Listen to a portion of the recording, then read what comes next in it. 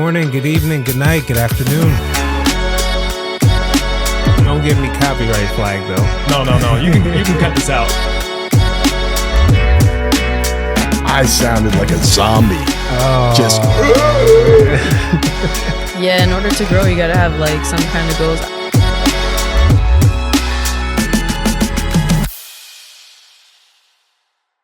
See? Wow. Mic check 1 2 1 2. All right. And we're live. What's up? What's up? What's happening, man? Good to be here. Good to meet you, man. Good to see you. Likewise. Good morning, good evening, good night, good afternoon.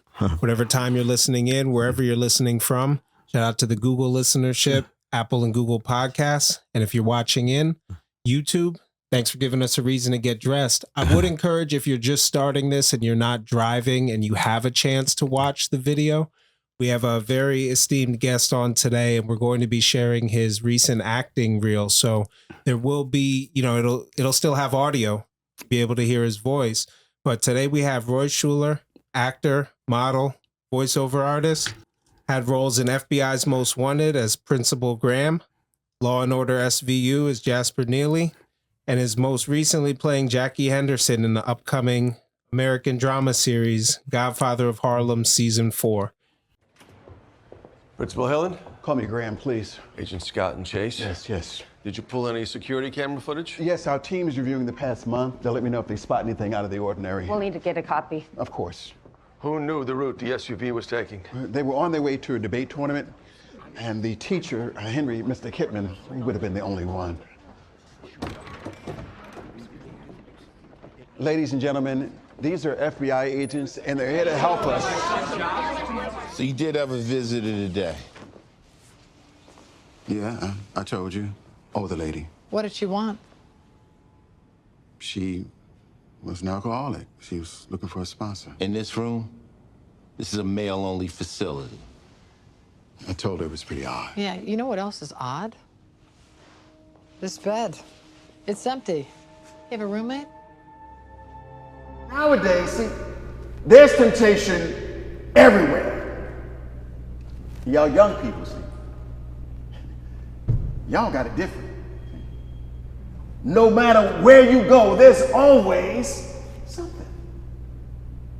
You don't even have to leave your house. All you got to do is pull up your phone, boom, Satan's playground. Wait a minute, she's been here all night? I mean, she may have stolen more things and possibly from the guests. I'm gonna have to call the police. I can handle this. You can go home. I'm sure there's an explanation. Definitely. She's fine. I mean, how long Natalie, has she worked Natalie, here? Truly, come on. What do you think? Natalie, What? I can handle this. You can go home. Good night. So what's with the whole not drinking things? Personal conviction, religious reasons? What? You know the site. Is it your first time using it? Yes. Yes, it is. A 1, a 2. Constantine, what did I tell you about singing on the job? Get back to work, you dumb shits. What is this, Woodstock? Come on. Yo, what's up with the mutt? Tumor in the spine. Can't use his rear legs no more. Yo, but we'll never give up on family. No doubt.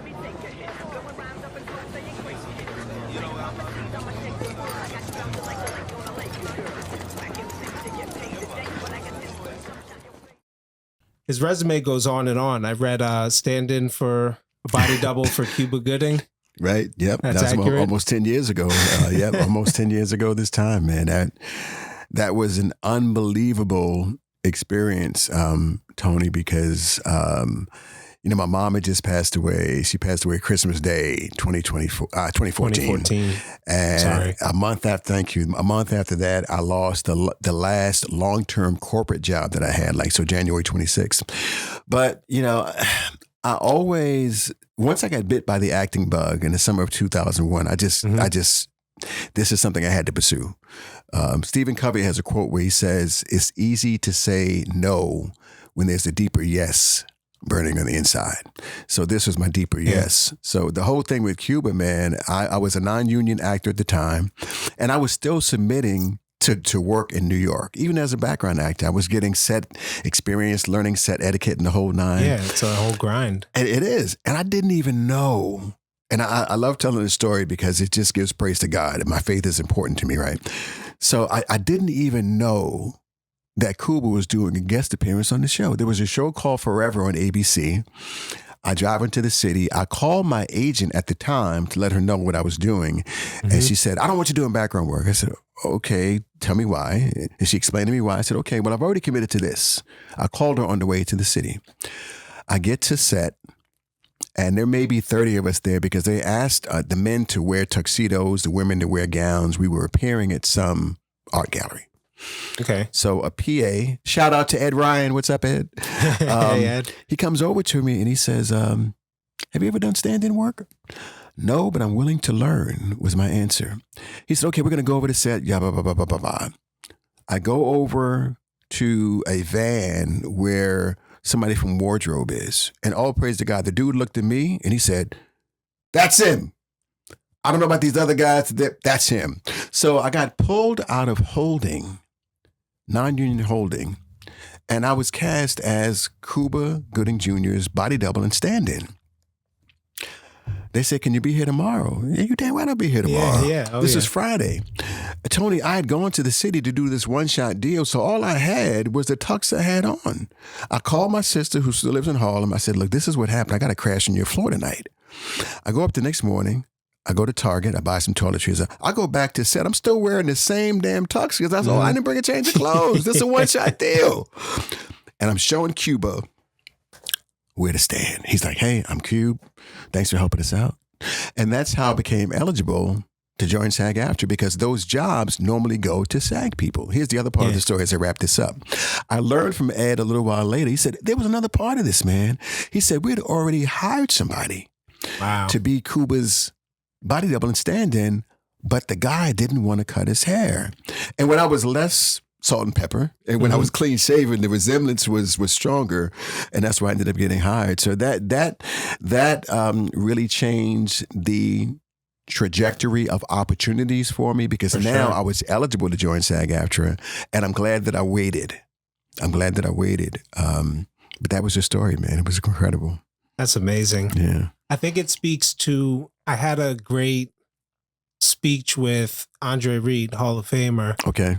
He shares an alma mater with me, so he's at my high school. Okay. And somebody asked him when they said, go to the NFL, right? Were you ready? And he said, I had already known the game, the playbooks in college. I was at the highest level. So when they asked me, I was already ready for that. Right. It speaks to the mentality of, you went for something, but you were asked for something else you were willing to learn. Yeah. And just asking, just saying, okay, I can do this. Yes. And then being ready to do it. Like you said, that was the trajectory. Indeed. And here's the other part. Thank God for Wikipedia. Because as I'm laying on my sister's floor to get some sleep that night, I go on the iPhone that I had at the time. What does a stand-in do? I said yes to this. I had a general idea, but I really didn't know. So I jumped on Wikipedia. I looked up stand-in. I said, okay, they basically fill the spot of the A-list talent.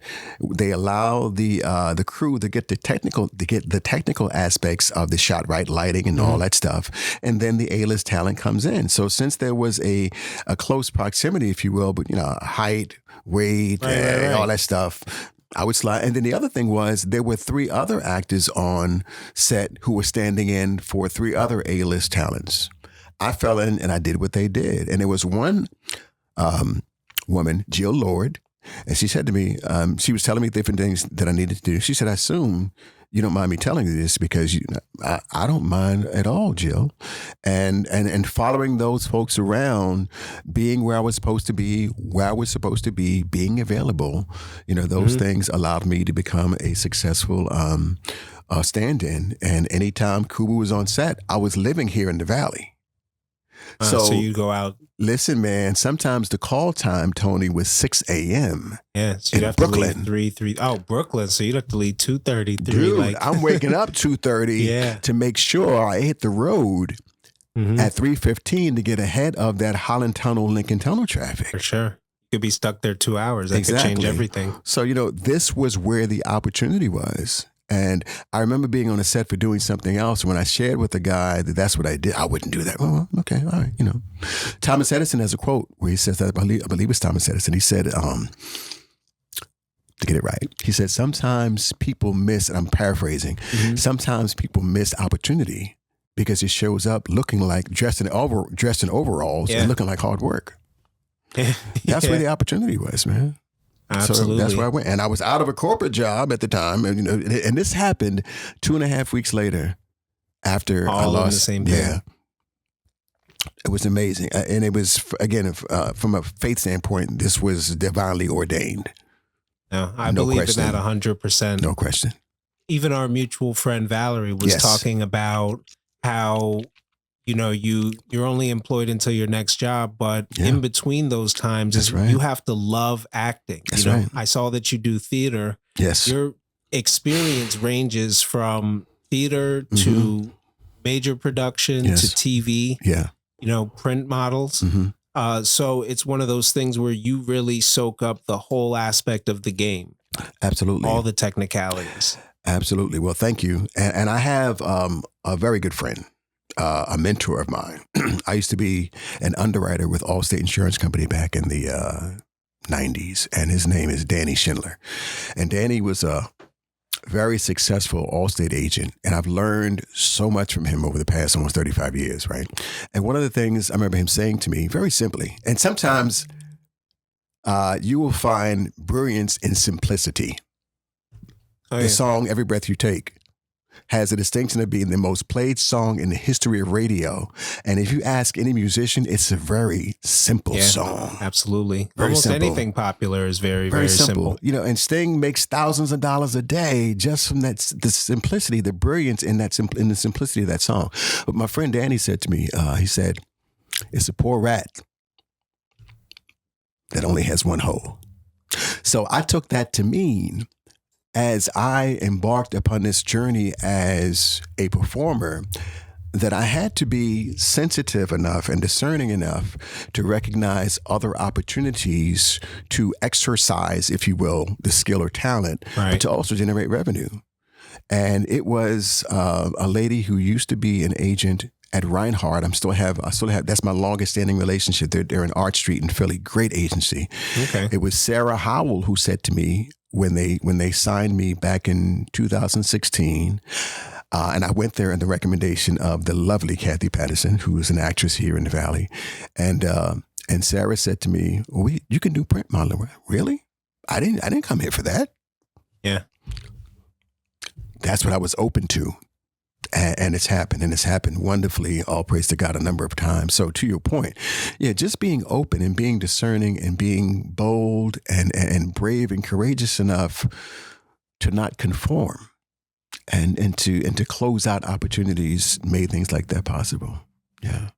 Absolutely. Yeah. And it's a team behind you. You mentioned an agent, you know, there's more to it. Yeah. You're kind of the face. Like we talked a bit before off camera. You said what got me into podcasting. Right. Said I wanted to support a friend. Right. And for a while it was just me down here dealing with things. I really wanted to remind myself every week, every other week, that there is success through failure. That failure is part of the journey. That there's ups and downs with podcasting. You know. Yep. So I can tie that into the experience of sharing and allowing a platform. And it slowly became a whole production, you know, multi-camera turned into social reels. So we're collaborators in this content now. Yes. It's no longer people that just want to get on the mic to have me do all that work. It's kind of become a bit of a purpose. So same as you, every aspect of the game, knowing how to use this equipment, knowing how to get the best out of the mics, everything. That's right. I love it. Yeah. You know, I love it. Same here, man. I mean, listen, post-pandemic, at least at my lower level, right? At my level, the majority, if not above, the majority of auditions are self-tapes. So for the most part, at least for now, gone are the days where you would get an audition and you go in your car or on the bus or the train and you go to an office or a studio and audition, the majority of them are self-tapes. So as an actor, you need to be tight on your self-tape game. You need to know lighting. You need to know the audio. And the simple thing is, listen, I just use 2 lights in my apartment. I don't have like the shadow box lights or whatever. I don't use the ring light from my, I don't use the ring light. Right. Yeah. I because they can hear me and they can see me. Again, going back to simplicity, right? But my point is you have to understand the importance of embracing the self-tape game. You can listen, you can kick and scream and I don't lie. Listen, this is where it is. For sure. This is where it is. So if you want to play in this arena, you need to understand how to self-tape. You need to understand how to edit. Sometimes I put things in iMovie or I just whatever. You need to understand the format in which they want things to be uploaded, whether it's retransfer or a link to YouTube, whatever. Yeah. Those are the marching orders. So folks can kick and scream. And I understand it. I'm not minimizing the frustration that people feel in having to be technical. But this is, like that line in The Godfather, this is the life we've chosen. Right. This is it. There's a bit of responsibility when you have a team behind you for you to perform. I mean, like you said, you're responsible for somebody's salary, somebody's income, you know? Right. How much does networking have to play with it? Your team around you, were they introduced to you or? It's everything. No man is an island. A woman, I'm just using men in the generic sense. I freelance with a few agents. I do have a manager, Lorraine Rainey, who's the owner-operator of the Talent Express in New York. I think they've been in business for the past 30-odd years, I think 1991. So they'll be celebrating a milestone anniversary next year, turning 35. So there is a team, absolutely, that the talent has behind them. And sometimes they're doing things that are not quite visible. But at the same time, I accept my role, Tony, as the quarterback. As the product, if you will. And I work to make sure that the agents have something that they can embrace and they are proud to promote, because it's all about, listen, this is not a benevolence business. Right. It may be for a little while, we'll get he or she up and running, but can you represent us? Can you follow directions? Can you get your self-tapes in early, minimally on time? Are you training to make sure that you're the best possible actor, print model, voiceover artist, whatever you are? Right. Because it's about, can we all make some money? This is a business, right? So working with the team is important. And I strive to give them value. I strive to give them reasons as to why I am worthy of representation. There can be a lot of vanity in this business, man. I have an agent. Did you see me? Okay, that's fine for a little while.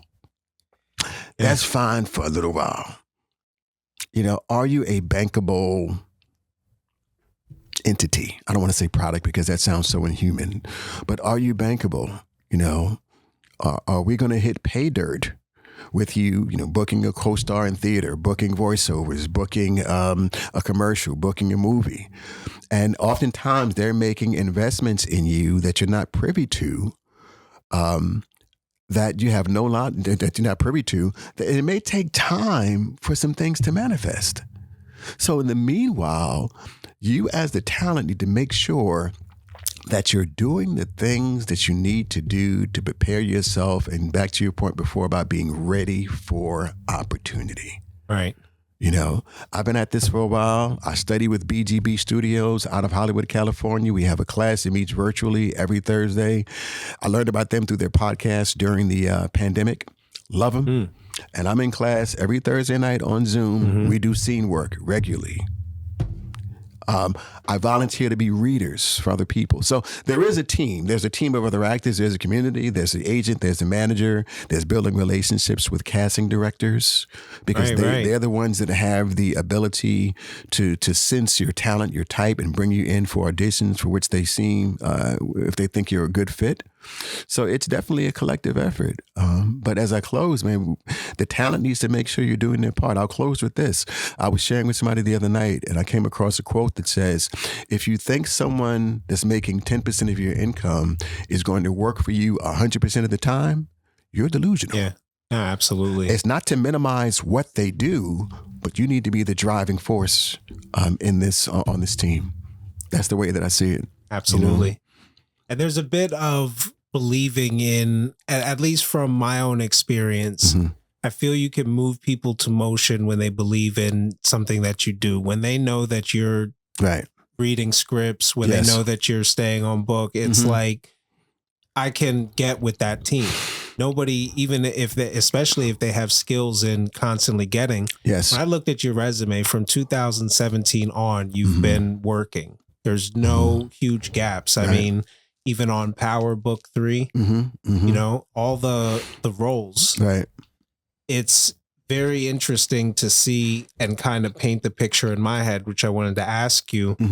Going back before 2017, you mentioned that you're always avid public speaker. You're here quoting Stephen Covey, 7 Laws of Highly Effective People. It's like, what got you into that? How much does that play into just, you know, you blog about personal growth. Right. You embody that mentality. Has that been always, or did something? A couple of things. I was always passionate about having a good command of the language.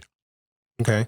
And I got to say this too, particularly when there are people who would respond as though you're not supposed to, or somehow that's out of your, let me be polite about this, that's somehow out of your cultural domain.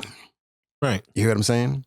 Yeah, in other words, to be an articulate Black boy, young Black man, somehow that is a skill set that is germane to folks outside of your culture. And look, I roll with everybody. You know what I'm saying? So ever since I was a kid, I was passionate about having a good understanding and a good command over words. I was sharing with somebody the other day. I was 11 years old when Stevie Wonder released Songs in the Key of Life. 11. And with no hyperbole whatsoever, that changed my life. Yeah. Because I was always interested in song lyrics. And I remember, man, listen, when I was a kid, getting Songs in the Key of Life was an event. Yeah. Music is way too accessible, in my opinion, nowadays. I don't know many Black households that did not have a copy of Songs in the Key of Life. And my point is, I remember playing the album, and vinyl's making a comeback. And it was one of the first albums I remember that had the lyrics to all the songs. So I wish Sir Duke knocks me off my feet as another star. I would sit there because I wanted to, what's Stevie talking about? Yeah. You know, so that gave me a love for the power of words. I also had a love for the power of storytelling. And now that my parents are not with me and cannot exact retribution, there were some stories I told as a kid that were stories. You know, Sanford Meisner, a very well-known acting instructor, defines acting as behaving truthfully under imaginary circumstances. Oh, collectively, what I had the ability to do was take these imaginary circumstances and make them truthful. So it was like the inverse. So the point is, there was always this love of storytelling, this love of public speaking that was always resonating within me. Fast forward a few years later, I was working with a company, and they came at me foul, man. Real foul. And it still keeps a flame burning on the inside that's almost 24 years old. And through that process, where they tried to basically get rid of me in a very unfair way, I sat down in the summer of 2001 and I borrowed from an episode of The Honeymooners where there was a guy who lived in Ralph Cramden's apartment. He was a very successful dude. And Ralph, you used to live in this dump? And how did you become? He said, I sat down and took stock of myself. I listed my good points. So I sat down that summer, Tony, and I said, okay, how can I figure out a way to hire myself? What has God called and gifted me to do so much so that it doesn't feel like work? And I wrote some things down. And I was always interested in voiceover because someone told me when I was a teenager that I had a nice voice. It's amazing how that little suggestion, just when someone tells you you're good, same with the inverse. Somebody tells you you don't sound good on mic. You may never try to get better. That's right. Eleanor Roosevelt said, no one can make you feel inferior without your consent. Oh, that's fair enough. Martin Luther King said something along the lines that a man cannot, I'm going to paraphrase, a man cannot ride your back unless you bend down and let him on. And again, I'm paraphrasing. He said, once you decide to stand up straight, he has no alternative but to stand alongside you and be your brother. So to your point, there are things that are said to us good and bad that we can internalize that can either propel us forward or leave us stagnant or, God forbid, turn us back. My point in sharing that was that summer I was living in Rockland County and I called up a talent agency on Main Street in Nyack and I explained what I wanted to do. They said, well, if you want to get into voiceover, you should take acting lessons because it's acting with your voice. Why don't you come in and audit our class? I went to the class one night and they gave me either some sides or some copy and they charged me with the responsibility of bringing these words to life. I was hooked. I've got to find a way to do this. This is what I'm meant to do. And I never let that go. And this is 24 years ago this summer, man. So life changes. Father passed away a few years later, went through a challenging divorce a year after that. And I was turning 40 in 2005. And this thing was still burning on the inside of me. So I decided to pursue it. And I hemmed and hawed for a bit. And then I called up a guy, his name was Randy Donatelli, the late Randy Donatelli. I think his brother Mickey's still in business in Reading, Donatelli Agency. And got some pictures, went to see him. And he said, decent looking guy. I need African Americans. He said, I think I can get you some work. And he said to me in closing, he said, never give up. He said, things change on a dime in this business. That was 2005. I started working for Dun & Bradstreet. One day, September 19th, 2007, my phone rings. I see it's Randy calling. I think I have a spot for you in a commercial. What are you doing on Friday? Not doing anything. Sit tight, I'll call you back. Friday, I'm filming a commercial for Coordinated Health. September 21st, 2007, I was cast as a patient who was undergoing some therapy. 30-second spot. You see me at the 14-second mark, laying down on a table, getting stretched out by a therapist. You see me at the 21-second mark with my back running to the camera on a treadmill. That was my first commercial. And everything happened as a result of that small seed in which you barely saw me. So is that the one that they extended you for? No, that was another spot that came. I was a non-union actor back then, so and I don't begrudge non-union. That's how I started. But the one you're talking about is one that's still on the air for Colonial Penn. Colonial Penn, okay. And that happened. Let me see. I filmed Coordinated Health 2007. Colonial Penn came 14 years later, man. Almost 14 years later. Wow. So this thing, from my perspective, man, it's a journey, not a sprint. And again, I'll be 60 in May, so I don't bite my tongue much anymore. I speak to folks respectfully, but I don't, I flow. You know what I'm saying? So this thing is a journey, man. And there's another quote that says, again, I'm going to paraphrase. I can't recall who said it, but it basically says that what you're becoming in your journey is as important, if not more important, than like the ultimate thing. It's like the habits that you build on the way to becoming a bodybuilder. There's something about the character, the metal, METTLE, that you build that is with you. And it certainly gave birth to you standing, on that forum, whatever, and collecting awards. But there's something about that process. That is to me is so instrumental in the journey, man. So you have to embrace that. For me, you have to embrace that part of it too. For sure. Not just to find a destination. Personally, I don't even look at the end when I'm starting something or when I do it. Yeah. When I started this, I sat right here and I said, I don't know who I am to be an orator. Right. But if I explore success, learn from failure, I can do this for 10 years. Yes. Wow. And there's been times where I said, it's a lot of work. Yeah. you know? Yeah. And you say, but I am in service. This next one, I show up like you. I'm finding a lot of similarities. But like you said, I show up when I interviewed Valerie. We had talked about that a year prior.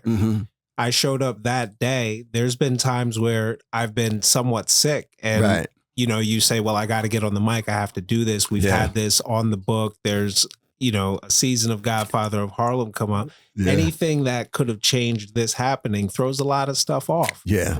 But not only that, you reached out to me after seeing that interview. So you never know who's going to see. That's right. What? That's say, right. Well, what is this platform? Yeah. Oh, wow. That's right. That's right. Wow. There's a lot of cool people that have.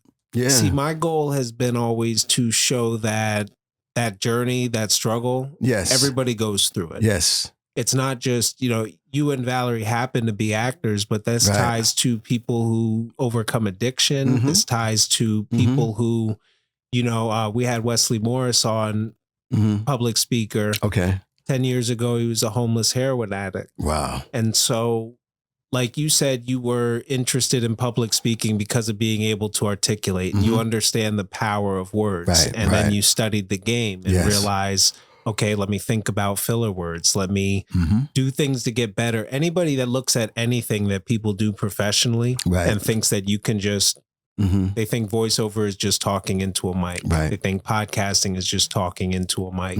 It's interesting to see who falls in love with it. Yes. Because you can't do something for 10, 15 years you don't love. Right. Like even at 10, 15 years, maybe 5 years at corporate, if you know you can make $250,000 annual salary, you'll put up with some crap. But ultimately, it'll reveal itself, man.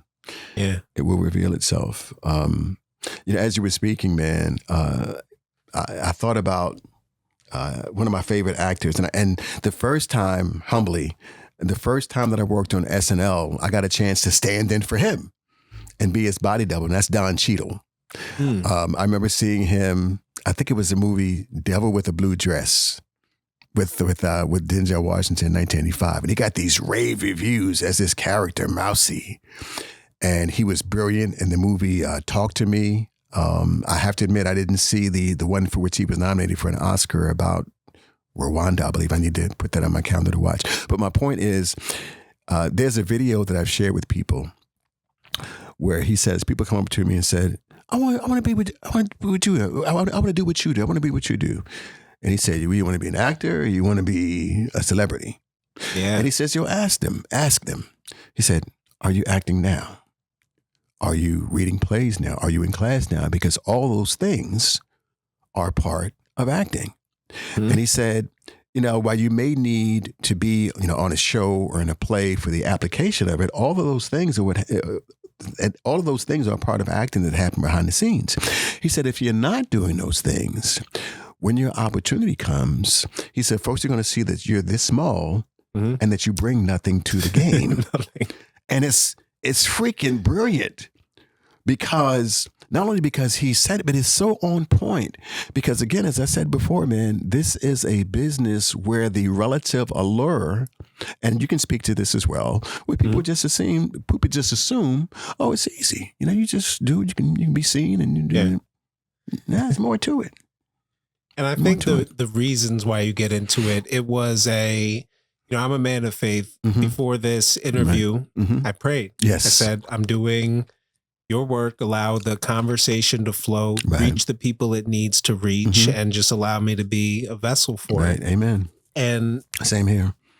You know, you go and you think about being ready and about showing up. Do you ever watch, you know, Entourage on HBO? It was a series in the early 2000s. I'm familiar with it, but I didn't watch it. Did not. I'd have to research the name of the actor, but he plays Vincent Chase, who's a kid from Queens and goes on to get a movie deal. They pick him up from being an extra, and it was like an indie film that went, I don't remember the exact story, but the point was, later in the season, his manager says, look, I didn't hire you because you can act. I hired you because you're a star. And we have this allure of getting you into things. Right. But once he had enough hit movies, they put him in an actual film. Okay. Where he's playing a firefighter. Right. And they keep yelling cut. And they're telling him, turn your head like this. What are you doing? You're dropping. And he had no idea. He had never taken acting class. And it was just interesting that you brought up. What do you want to be in this for? When I prayed to say, lead me in the right way for this, you know, I don't do this for the likes, the fame. Right. I mean, I check numbers. It's cool to stay on your path and say, what am I going to do? But I don't get excited when people see me out and say, hey, I saw the podcast. I did this. I get excited when people reach out and say, you know what? I saw that Roy didn't grow up acting, but he's made an entire career of it for the past 15 years. Like, it's not too late to start doing something. Right. But they also see the work that went into you. How much does your background of Harlem help with these acts, with these roles? Do you think someone could play in Godfather of Harlem not coming from Harlem? Absolutely. But, you know, there's something for me about being where I'm from, being where I came to be. Yeah. That is particularly special, man. You just feed off of it.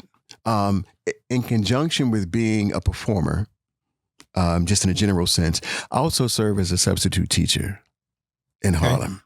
Okay. And man, the ability to pour into kids where I'm from, and I purposely work with third grade and below. Sorry, middle school kids. Sorry, high school kids. It's a different day. Not my speed. So to be able to work with 3K, pre-K, kindergarten, first grade, second grade, up to about third grade, and to contribute in some way to their critical years, learning how to add, learning how to subtract, learning division, learning just math, learning how to read. I put up a video yesterday, man. I said, guys, listen, all of you, I had a second grade class I was covering. All of you are smart enough to be able to tie your sneakers. How many of you guys play Roblox? How many guys go on YouTube? I said, the same way you play Roblox and you get to second levels, the same way you go on YouTube and pull up those videos, you can pull up a YouTube video at 7 years old and tie your sneakers. So at the end of the day, Fun Friday, we went to YouTube. Yeah. There's a kid who records a video showing other kids how to tie their sneakers. 2 of the guys did it. Incredible. Yeah. Incredible. So being from Harlem, man, like there's a certain grit. There's a certain swag. Yeah. There's a certain attitude. There's a certain awareness that folks from Harlem have. And even for the almost 16 years I lived in the Valley, Harlem was always home. Sure. And during the spring and summer, I would get back to Harlem at least once a month, man, just to go hang, just to go roll with folks. So, you know, being able to tap into that energy to feed what it is I'm blessed to do now is almost beyond words. It's special, man. It really is special. I'm very thankful for it. And I'm thankful for my time in the Valley because this is where I started acting at 42. Absolutely. At 42 years old, man. So besides acting, blogging, substitute teaching, which I just found out now. Yes. That wasn't anywhere in your IMDb. Oh, okay. I need to update that. But entrepreneur. Yes. What got you into cheesecakes? Your company, Cheesecakes by Chester, where I actually met you in, would have been 10, 15 years ago. Okay. We crossed paths. I don't know that we ever sat down, but we were definitely in the same room when you were selling cheesecakes. Wow. When that whole experience happened with that company, who since they ended up going out of business, they ended up selling to somebody else after spiraling downward. I'm just reporting. I'm not, gloating. Right. One of the things I asked God was, I want to be able to hire myself. And I want to be able to take those abilities and skill sets that he blessed me with and actually exist in that divine, I like to call it my divine essence. Right. How can I operate in that space as often as I can and make a living there? So my older daughter, Adrienne, and I, we baked our first cheesecake together like back in 98. You know, she was 13. She was with me that weekend. We saw this magazine. So I baked the cheesecake because it looked good and we were doing it together. Came out okay. But I just kept doing it. And when I moved down here to the Valley, I would share them with people. And people would say, I'd like to buy it. I'm like, come on, man. Just enjoy your cheesecake. I'm not selling this cheesecake. And the lady gave me her number and I'm like, I'm not doing that. January 2012. It might have been today. It might have been January 24th. I think it was January 24th, 2012. Oh, wow. I heard the voice of God say to me, why don't you try test marketing those cheesecakes? And the fact of the matter, Tony, is that folks have been saying it for years. This was different. And this time I obeyed. I put it on Facebook the next day. Regina Radagna became my first customer. She'll take one for a Super Bowl party. Somebody else stepped up. Mike Leonard, this person. They gave birth to a business. Started thinking about a name. My middle name is Chester. Okay. Which I hated as a kid because, you know, how kids are Chester. You know, yeah. But I like the alliteration. Yeah, that's a great of Cheesecakes by Chester. Yeah. So it gave birth to a business, but it was born out of that experience and that petition that I made to God in 2001 that I wanted to be able to operate at my divine essence. I didn't want the drudgery. Follow me. I didn't want the drudgery of a job. I don't mind working. I just didn't want the drudgery of a job. Sure. And if I could just be and have that serve as a means of being able to support myself, okay, to me that's the ultimate thing.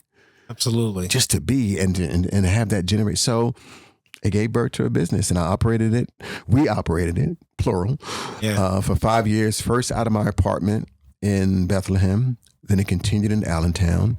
And then in 2017, we moved into an incubator that used to be located in downtown Easton. I can't think of the name right now. It doesn't exist anymore. But that incubator had housed a number of businesses that had access to their commercial kitchen. I can't think of the name. Oh, wow. They had a kitchen in like a co-working space? Yeah, exactly. Oh, wow. I learned about it, I think, reading an article in either the Express Times or the Morning Call. I can't recall. And I cannot think of the place, but I ended up going. I baked a cheesecake. I took it to the proprietors and they invited us in. So we had to get licensed and all that stuff. I think from the city of Easton, got through that process and operated there for a little while until my car broke down and I couldn't get back and forth. But there was a time, humbly, where I was told that we were the leading sellers because I was able to cut that cheesecake now into slices. Right. Oh, okay. You know, the same cheesecake that would sell a whole for $40 would sell for $60 because it was $5 a slice when they cut it into 12 slices. Yeah. So people that didn't want a whole cheesecake for Thanksgiving or Mother's Day or Christmas or whatever, Easter, could just come in and order a slice. So it was fun while it lasted. But that entrepreneurial spirit, and sometimes there's a term called actorpreneur. Actorpreneur, yeah. That entrepreneurial experience feeds what I do today. For sure. Absolutely, man. So they're definitely related, you know. Yeah, definitely related. Hear me always keep saying it because of how much it stuck with me when Valerie told me you're only employed until your next job. Yeah. And it constantly goes through my head, you know, did I mess up not going the corporate route? You know, is this the work I'm supposed to do? And if I continue, not just the podcast, but branding companies and giving people that, to me, when I brand a business, I'm starting a story like you did where somebody has something that's special to them, whether it be baking a cheesecake for whatever reason. And now they have the suit to go on and go to their audition. You know, that's an important part. Your tailor's an important part of if you're in the business of image. Has it ever like, have you ever been out somewhere and somebody comes to you and pitches you like, I don't want to compare it to like when they came up to us in the mall and said you could be a print model. Right. But has anyone ever like, have you ever gotten a job out of somebody just seeing or recognizing you from something? Yes. Go on that for a second. I learned, I was doing commercials from 2007 up until about 2011. For whatever reason, opportunities were just drying up in 2011. There's a point to the story. And listen, I'd been bitten by the bug. I got to act. I got to find it. So I was in my car one day and I heard a commercial where Touchstone Theater in Bethlehem was holding auditions. They were doing this big production to celebrate the 150th anniversary of the Civil War. And the name of the play was called A Resting Place. And they had auditions a few blocks down from where they're located. I had to act. I got to get this thing out. I went to the audition, was clearly the oldest one there because it was mostly kids. And Christopher Shore was the director. I believe he teaches theater at Moravian, I believe. Okay. And I met some other folks. W.T. George, who was a good friend of mine, the former Emma Chong, now Emma Ackerman, was the stage manager, and a few other folks, JP and those guys. Our audition, I was blessed to get cast as one of the principal actors in this play. This became a part-time job. I was going to rehearsal 6 weeks out. I was going to rehearsal like 20 hours a week. Yeah. But being rather destitute at the time, not that I'm much better off right now, but I'm good, I saw pursuing theater as an opportunity to become a better actor. It was like my default acting school. So as a result of doing theater and doing more productions and ultimately being directed by the late, great George Miller for a local production of To Kill a Mockingbird, I met Zeke Zelker and Elaine Zelker. Elaine is a talented branding individual, author, photographer. Awesome. And she has been my sole headshot photographer since 2014. And we're going to do another session this year because the shots I have, while they're good, according to my manager, are 4 years old. We had a session on Election Day 2020.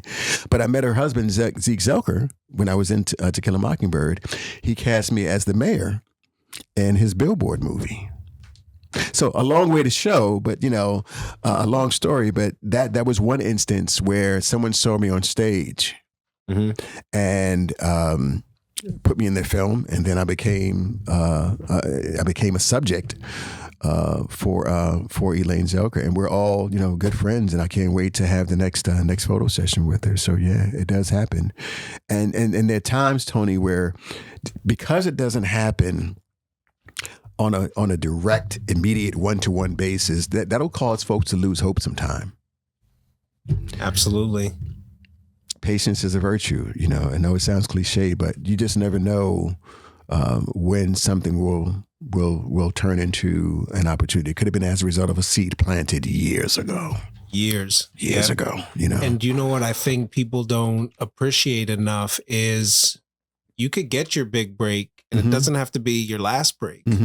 You can get a big break, and the mentality of, okay, it's not just if I show up here 40 hours a week, I have a check coming every 2 weeks. The idea that there might be a slow period. I'm blessed to be in a heavy, at least for the last 6 months to a year, I've been very busy, but I don't think I'm the greatest, so that's going to last forever.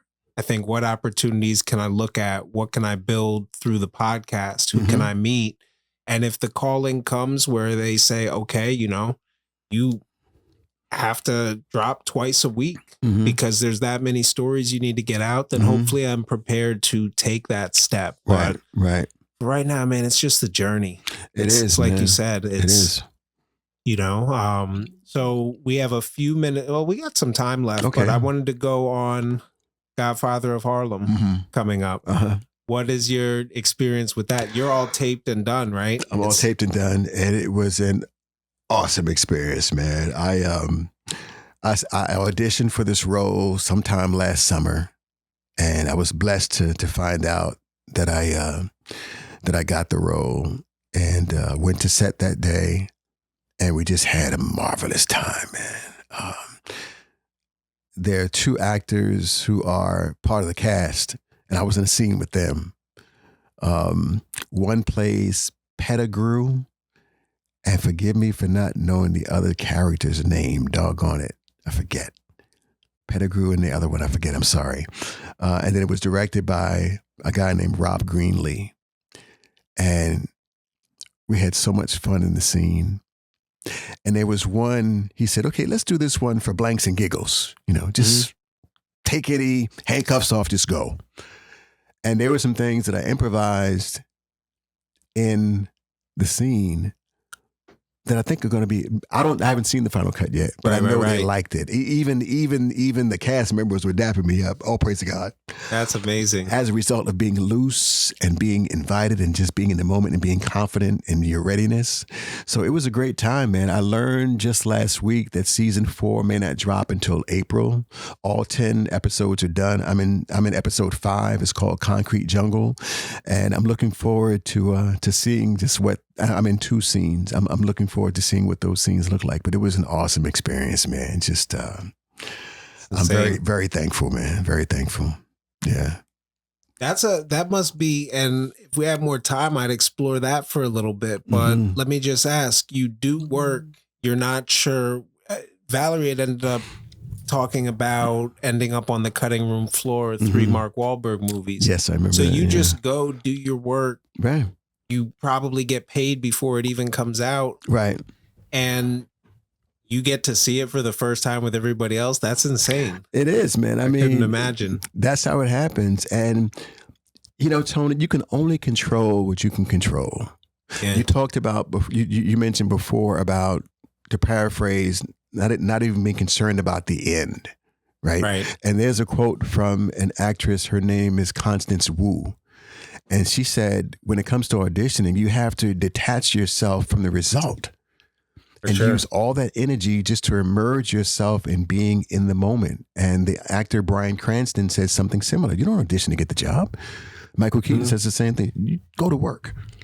Just go to work, do your job, and to some degree, just let the chips fall where they may. You have no control over how things are going to be edited, but your responsibility, your contribution is to serve the story. Absolutely. And hopefully in serving the story and serving the director and serving the other actors, hopefully there is value in what it is you've provided so that it does make the final cut. Just because it doesn't make the final cut doesn't mean it wasn't value. Good. Absolutely. But you control what you can't control.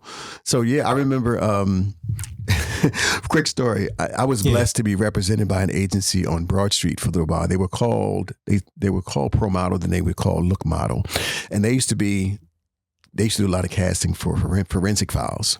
So I appeared on Forensic Files like 5 times. And the last time was as this character, Wilson Santil, who had murdered somebody, right? The point of this story quickly is that I could not afford cable TV at the time. I had pretty significant child support obligations. And I was watching the episode of The Friend's House. And man, we're watching. I'm not coming up. We got all these folks there to watch, And finally, most of the work that I did was shown at the end when they did the recreation part. So yeah, it's fun to watch sometimes, and you just hope that the work that you did that it makes the final cut. But I've been blessed, man. Whether it was Law and Order, SVU, or FBI Most Wanted, and some other stuff that I've been blessed to book, it's made the cut, man. So I'm absolutely thankful. And I'm sure your range plays to that as well too. You don't play the same character. I don't know the acting term for it, where typecast. You don't get typecast. So that's pretty interesting.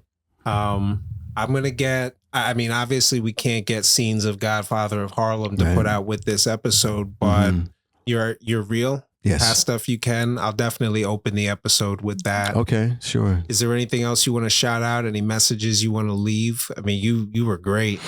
Well, thank you, man. All praise to God, first and foremost. My faith is very important to me. Shout out to the Greater Shiloh Church community and to my FCBC, First Corinthians Baptist Church community up in Harlem, where I'm a member. Listen, the Bible says that without faith, Hebrews 11:6, without faith, it is impossible to please God. Doesn't say unlikely, Doesn't say you might not. Doesn't say, I don't think you're going to. It says impossible. And that he who is impossible to please God, and he who comes to God must believe that he is, and conjunction, he is a rewarder of those who diligently, some versions say earnestly, seek him. So to me, faith is important. Book of James talks about faith and works working in concert with each other. So if there's something that you believe, there should be works behind it. There should be effort. It says, you show me your faith by what you do. You show me your faith by what you believe. You show me your faith by what you believe. I'll show you my faith by what I do. So, you have to embrace the doing. You gotta move. For sure. And you can't just allow the restrictions or the fear that some people try to project onto you to cause you not to move. Ambition sometimes is a lonely thing, man. I'll close with this. 2 of my favorite affirmations have become work in silence, let success make the noise. 3. The second one is don't announce moves, confirm arrivals. Yes. Love it.